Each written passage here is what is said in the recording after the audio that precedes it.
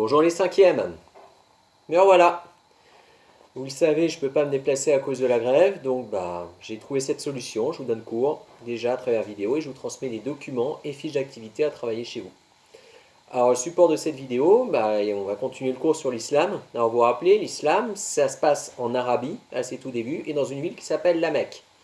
On a un homme qui naît, il s'appelle Mahomet. Et c'est un ermite, il aime bien se retirer dans la montagne, prier, et il reçoit la révélation divine en 610. L'archange Gabriel lui apparaît et lui dit, écoute, on lui montre un message de Dieu, et Mahomet se décide à convertir les gens de sa ville, qui ne le croient pas et qui le rejettent. Mahomet il est obligé de s'exiler avec ses premiers disciples, direction Médine, en 622, c'est ce qu'on va appeler l'Hégire, littéralement en arabe, Hijra, l'exil. Il revient à la Mecque en 632 et réussit à triompher de ses ennemis. À partir de là, une nouvelle religion naît, l'islam. L'islam se diffuse très rapidement hors d'Arabie et ça va être une conquête très rapide. En un siècle, les Arabes réussissent non seulement à conquérir toute l'Arabie, mais en plus arriver jusqu'en Inde à l'extrême est et en Espagne à l'extrême ouest. Un empire qui s'étend de l'Espagne jusqu'en Inde. Un immense empire. Alors maintenant, cet empire, on vient de le voir, il est divisé en plusieurs tendances, puisque les musulmans entre eux ne s'entendent pas très bien. Il y a des querelles de succession, des querelles de division. Et l'islam finit par s'imposer à tous les habitants de l'empire. Ça va être très progressif. Pourquoi? Parce que les musulmans, ils ont un système, lorsqu'ils conquièrent un pays, ils laissent le choix. Ou alors, tu gardes ta religion, mais en échange, tu dois payer un impôt, ce qu'ils appellent la jazia, l'impôt. Ou alors, tu te convertis à l'islam et tu es comme nous, un citoyen normal. Alors progressivement, c'est comme aujourd'hui, les gens refusent de payer des impôts, donc ils vont progressivement se convertir à l'islam.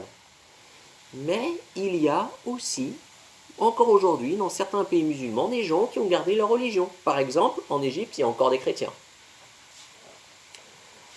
Alors cet empire, il va aussi être morcelé en différents blocs qui ne vont pas tarder à s'opposer les uns par rapport aux autres.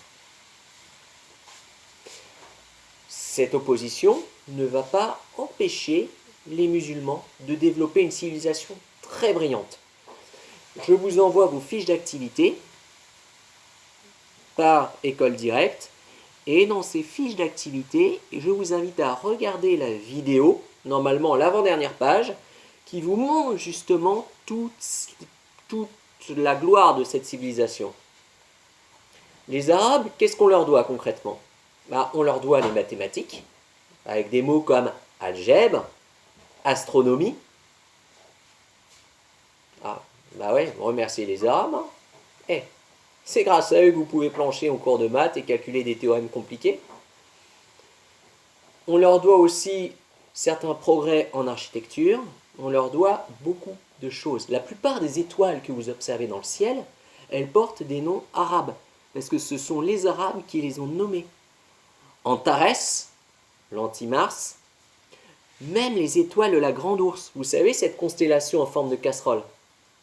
On a Al-Ghol, qui veut dire littéralement tête de fantôme, Al-Bafika, bref, comme vous le voyez, cette civilisation va durablement marquer non seulement la civilisation arabe-musulmane, mais aussi par héritage et transmission, la nôtre. Au prochain cours, nous allons aborder la séance 2 et voir quelles étaient les relations des États musulmans avec tous les autres pays autour de la Méditerranée et surtout les deux autres grands empires de l'époque, l'empire byzantin qu'on a vu au tout début d'année en Grèce et en Turquie actuelle, et de l'autre côté, les catholiques. Et on va voir notamment une série d'événements qu'on va appeler les croisades.